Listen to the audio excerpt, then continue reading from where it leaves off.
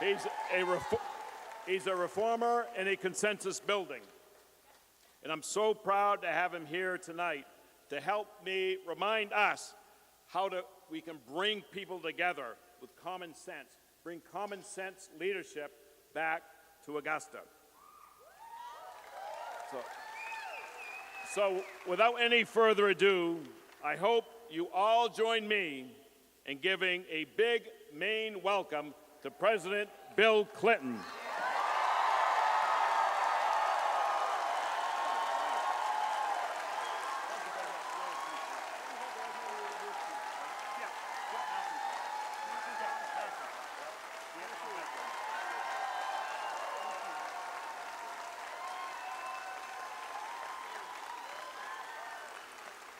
Thank you.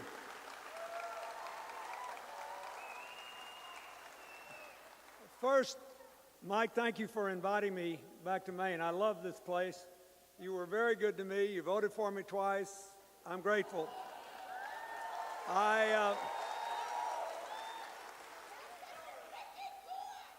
Mayor Brennan, thank you for welcoming me back to Portland. It gets more beautiful every time I come. I want to thank our Vietnam veteran, Skip McIntosh, for what he said about Mike. Wasn't that great? And I want to thank the Speaker of the House, the Senate President for being here. Thank you, Congresswoman Shelley Pingree, and good luck to you and Governor Baldacci. It's good to see you here. And I want to say I'm honored by the presence of your candidate to succeed Mike, Senator Emily Kane, and Shenna Bellows, the candidate for the Senate. Look,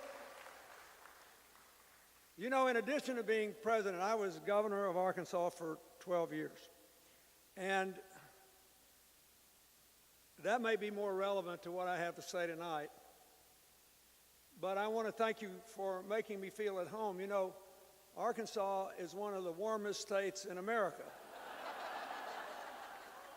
And I appreciate the fact that you adjusted the temperature in here so that I would feel comfortable. I want to be serious a minute. I've thought a lot about what I wanted to say. I love Maine. I'm grateful. I'm grateful to one Mainer in particular, George Mitchell, for what he did to help me make peace in Ireland and pass my economic plan.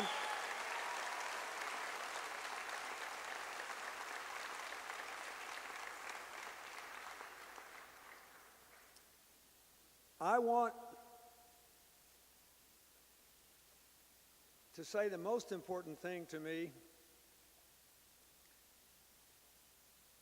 as I listen to this, and I've followed unfolding events here for the last 4 years, and I was here 4 years ago trying to talk y'all out of doing what just happened.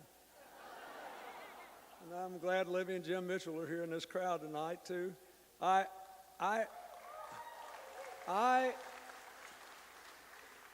This is what I know from 12 years as a governor in a divided state politically, from 8 years as president with 6 years in a Republican Congress, from 14 years now almost since I left the White House, working all over the world to bring the world's least expensive AIDS medicine to millions of people, to help small farmers to increase their income 4 or 5 times, to do stuff that you would identify with.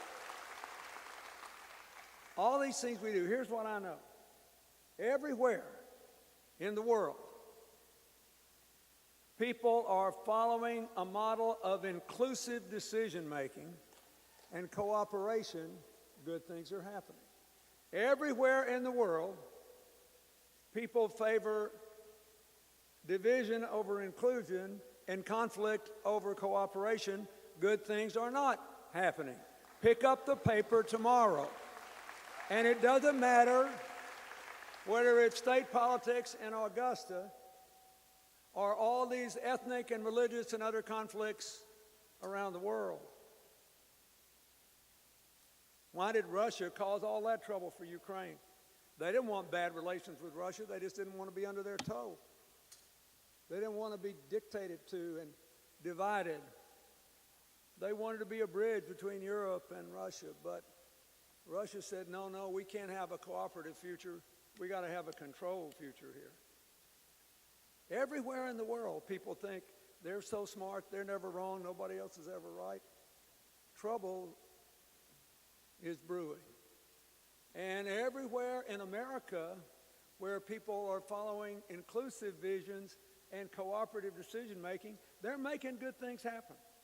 There's plenty of places in this country now that are actually better off than they were before that financial collapse.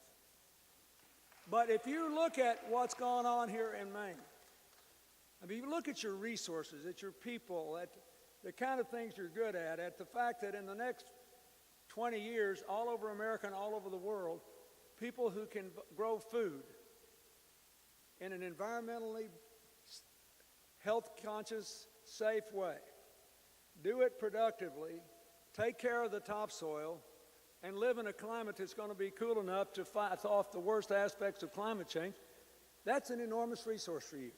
If you look at the capacity you have to grow the economy in other ways, it's an enormous resource to you. Basically, whether you work this out depends on whether you pick the right leadership. And leadership is about having a vision, having a strategy, having the ability to implement the strategy, dealing with surprises, and being able to answer my big three questions in politics. You know, I'm not running for anything anymore, so I can tell you this. I was almost as young as Mike when I first ran for office. When you look at either one of us, it's hard to imagine that we once were young, but actually we were. We once had no gray hair. All of our lives were about our tomorrows. I try to keep my mind and my heart still on tomorrows. The only things that matter when you finish these kind of jobs are three. One, are people better off when you quit than when you started? Two, the children have a brighter future. And three, are we coming together or drifting apart? The rest is all background music, and it does not mount to a hill of beans. Now, so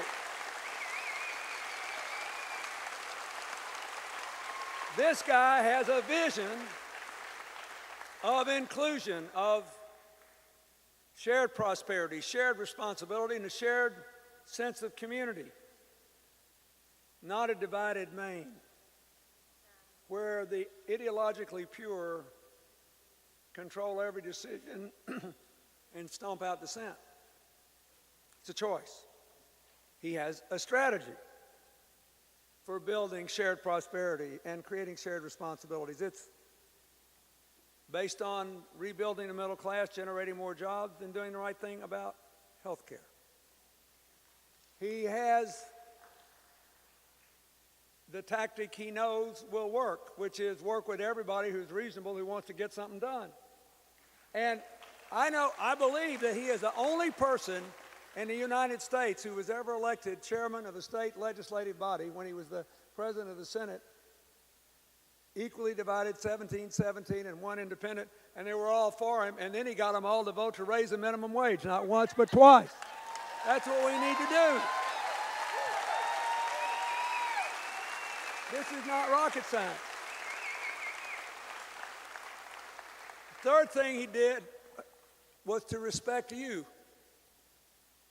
Instead of just running all these television ads, dripping venom,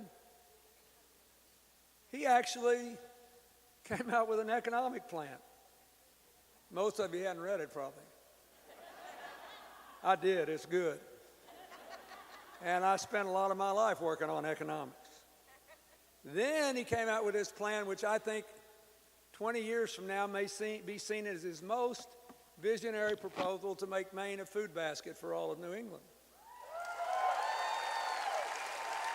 Then he did something especially close to my heart.